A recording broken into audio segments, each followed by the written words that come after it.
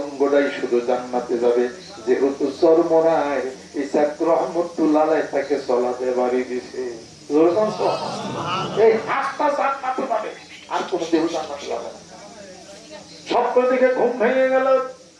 ঘুম থেকে উঠে ইসাক রহমতুল্লাহ আলাইহির পার মধ্যে পড়ে গেলেন যে আপনি আমার স্বামী বুঝতে পারি নাই, একটা পারি না, আপনি সারাটা দেহ যদি চলাতে পারি না, যদি ক্ষত বিক্ষত করেন, আমি আর বিরোধিতা করব না, আরেকটা বাড়ি দেন যাতে আমার পুরা দেহটাই জান্নাতি হয়ে যায়। জোরে জোরে কন্যা সুবহানাল্লাহ।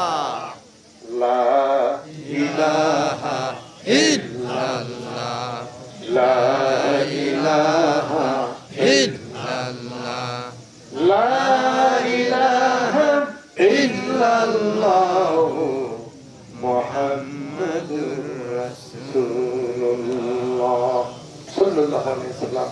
ইসাক রহমাতুল্লাহ বলেন, তাই আমিনো বাড়ি চলিয়া গেছে, এখন আর এই বাড়ি হইবে না।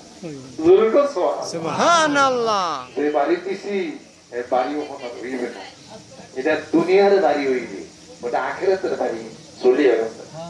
প্রমাণ আছে না নাই? আছে।